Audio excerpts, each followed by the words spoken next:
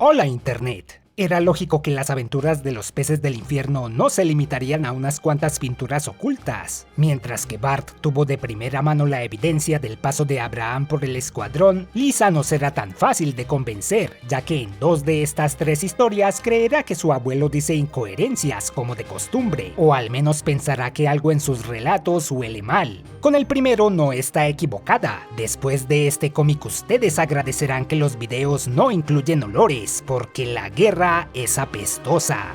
Armándose de valor al decirse que lo que está a punto de hacer vale la pena por el crédito extra en la escuela, Lisa entra al asilo de ancianos y pregunta por el abuelo. La enfermera en recepción, muy parecida a aquella aguerrida mujer que evitó que neutralizaran a Abraham, le pregunta si busca a cualquier abuelo o su abuelo. Ella especifica que vino por Abraham Simpson y el viejo la recibe feliz y confundido porque no puede creer que alguien venga a hacerle preguntas y a escucharlo.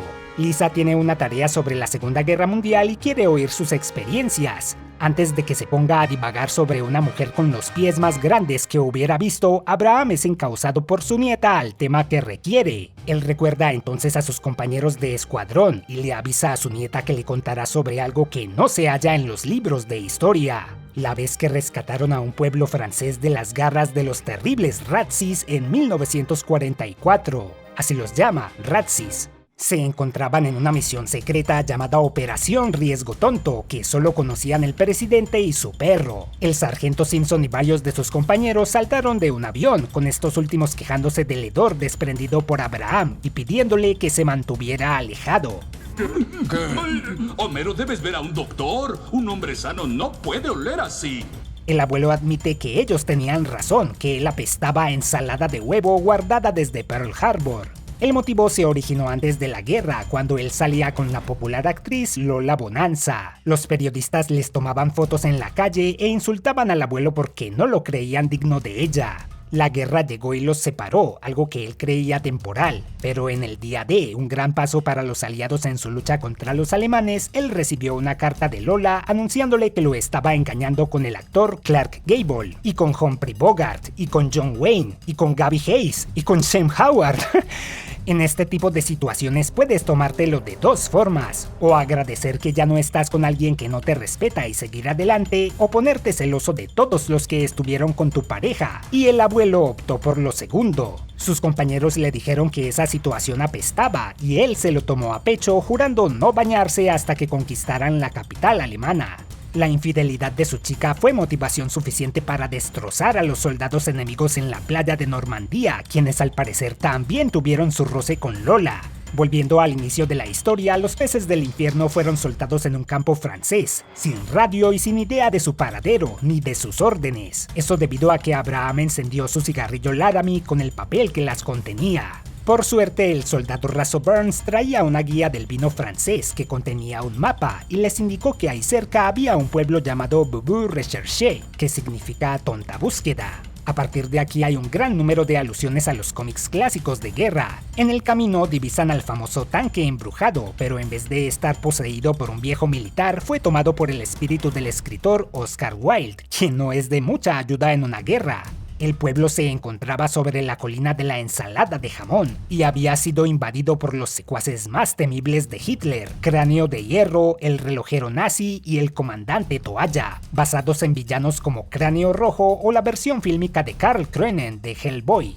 Varias parodias de personajes militares de DC y Marvel intentaron rescatar el pueblo, como el Sargento Brick y su compañía loca, el Sargento Furry y sus comandos caninos aulladores, y los White Hawks, pero todos ellos fueron derrotados fácilmente. El general Patton, condecorado y aguerrido militar de la Segunda Guerra, les ordenó a los peces tomar el pueblo. El abuelo reveló que el tipo hablaba con una voz muy chillona. Preferiría, Miss, en vez de enviar a como ustedes a la batalla, pero todos los buenos soldados han muerto o escapado, así que levanten sus y traten de no tropezar sobre su propia... El escuadrón siguió sus órdenes aunque riéndose de él por lo bajo, y se infiltraron en el pueblo de la única manera en que sabían hacerlo, rindiéndose. Los alemanes los llevaron a un búnker, en donde los temibles villanos los obligarían a revelar sus planes. El abuelo permaneció calmado durante el interrogatorio hasta que vio una foto de su Lola Bonanza en la pared. Al preguntarles a sus captores si la conocían, ellos contestaron que habían compartido una que otra noche con ella, colmando la paciencia del abuelo, quien rompió sus ataduras y acabó él solo con el batallón de alemanes, quienes prefirieron ir a enfrentarse a los rusos. Antes de liberar a sus compañeros, Abraham les preguntó si también habían tenido arrumacos con Lola y todos lo negaron, aunque Burns admitió que pudo haber salido con la madre de la actriz. La gente de Bubu Recherche recibió a los peces como héroes y una mujer en particular no consideró que el abuelo apestara, era francesa después de todo. Ya he usado mucho la escena de Krusty francés. Al diablo, aquí va otra vez. ¿Mi queso francés apesta? Oh, no, esperen. Soy yo. Al preguntar por qué los alemanes querrían tomar ese pueblo, la gente contó que de ahí se originaba el fromage de Dieu, el queso de los dioses, hecho de leche de ardilla, el cual se negaron a entregar a los invasores. Habían cantado victoria muy pronto porque los alemanes volvieron en mayor número. El padre de Gorgory sugirió rendirse de nuevo, como haría un francés, pero al abuelo se le ocurrió una idea más descabellada. Mientras los peces del infierno se ocultaban, los franceses se dieron el queso de los dioses fácilmente. La caja en la que se encontraba apestaba a 1000 diablos y solo el queso de la mejor calidad podría emanar esa fetidez. Los alemanes lo llevaron al Palacio del Führer en Berlín, en donde este había reunido a todos los líderes del eje: Mussolini, dictador italiano; Toyo, primer ministro japonés; y Ming, el inmisericorde, enemigo de Flash Gordon.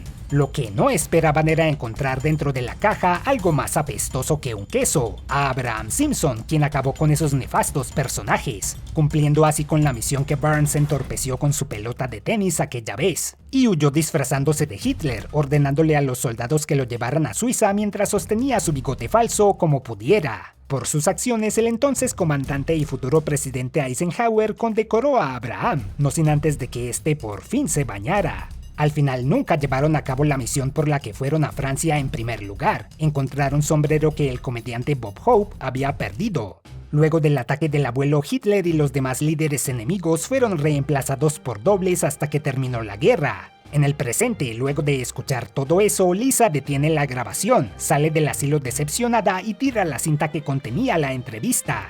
Abraham ve todo eso por la ventana, entristeciéndose al saber que su nieta cree que él solo es un viejo mañoso con un montón de historias tontas, y desearía que hubiera una forma de demostrarle que todo eso era cierto.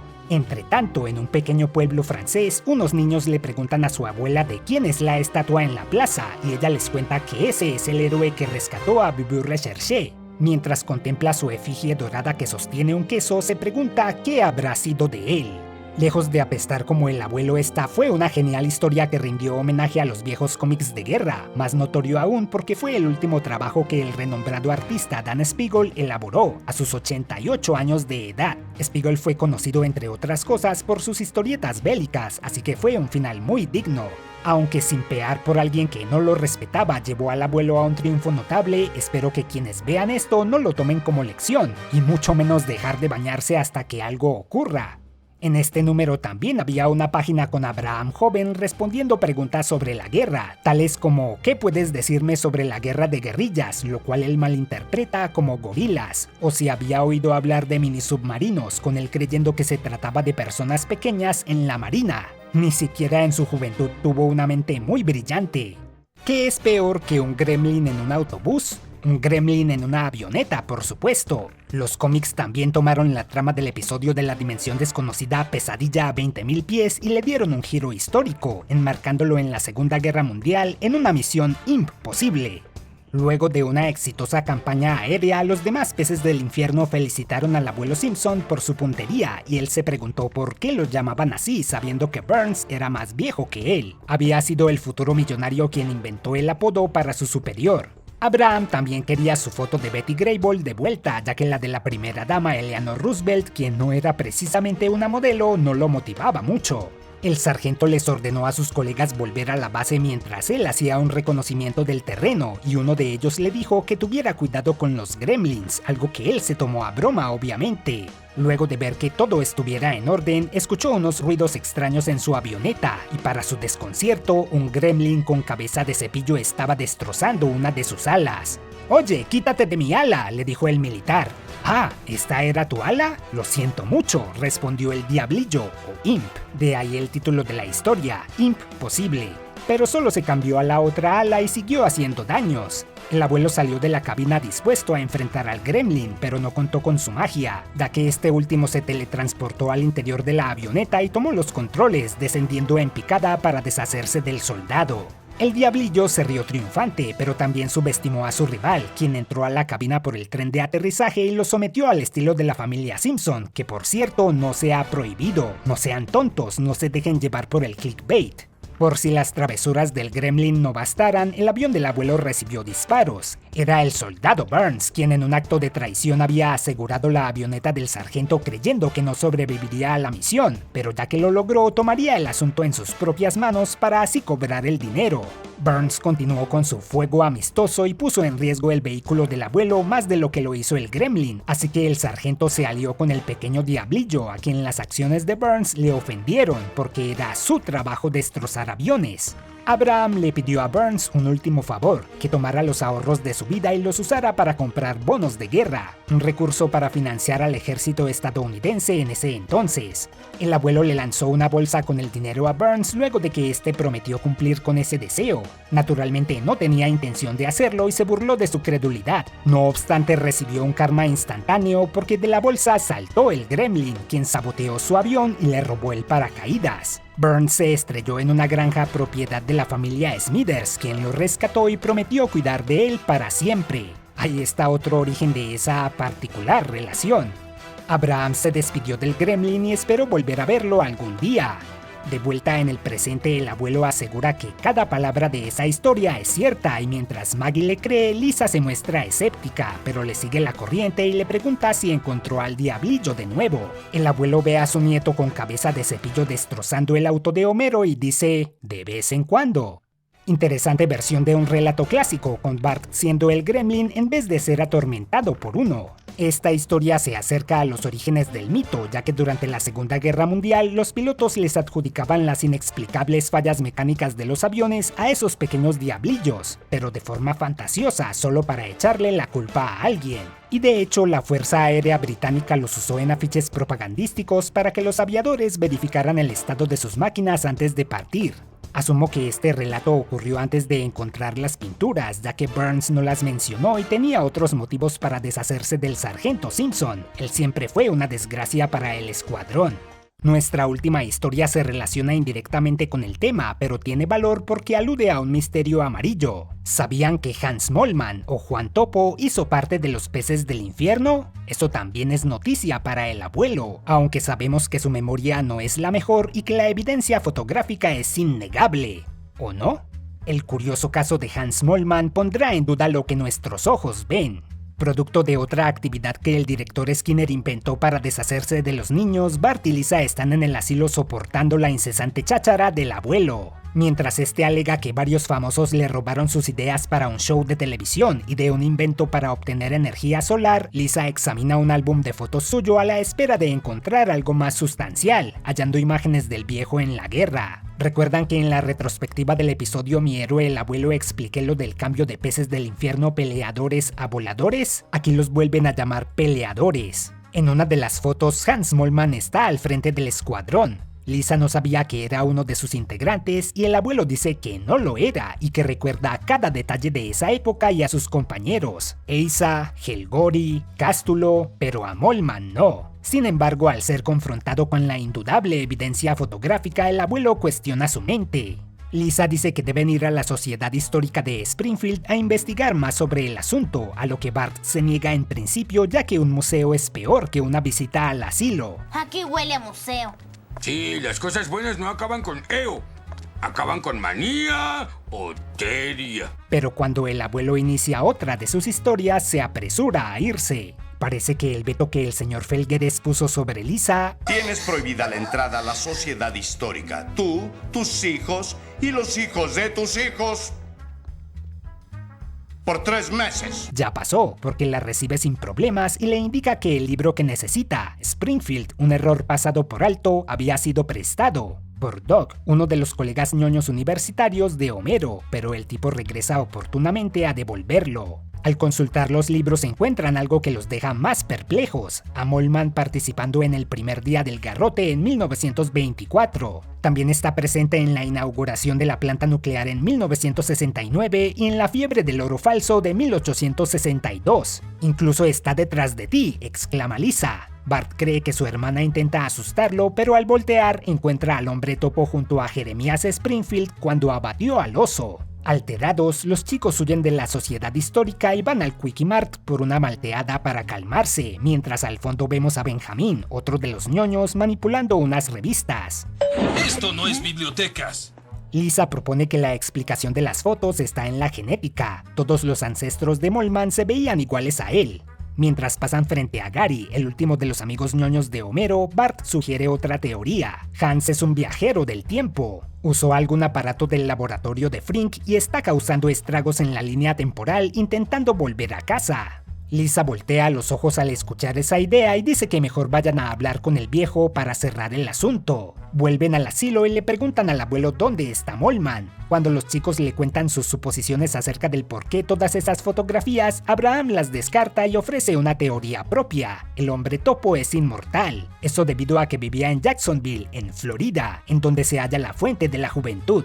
En la vida real, en Florida, existe el Parque Arqueológico de la Fuente de la Juventud, ubicado en donde supuestamente el explorador español Ponce de León buscó el agua de la inmortalidad. Así que el abuelo usó eso como referencia, y también dice que Mollman se volvió un bromista inmortal. Donde quiera que haya medias perdidas, es obra del hombre topo. O eso cree él, ya que constantemente pierde sus calcetines.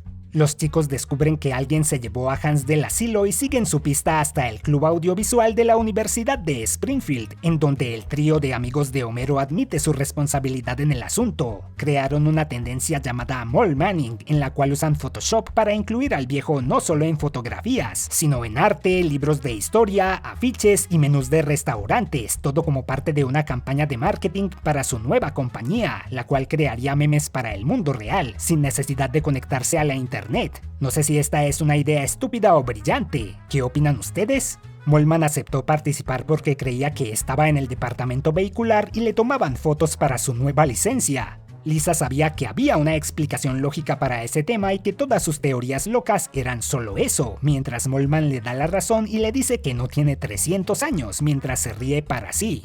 Meses después, bajo órdenes del alcalde Diamante, la ciudad drena sus pozos de alquitrán, los mismos a donde fueron a buscar a Stampy aquella vez, y el profesor Frink aprovecha la situación para hacer investigación arqueológica. Y en una de las catacumbas bajo los pozos descubre una pintura antigua en la que varias personas le rinden tributo a una figura muy familiar. Así que Hans Mollman tal vez tenga razón, no tiene 300 años, tal vez sean muchos más.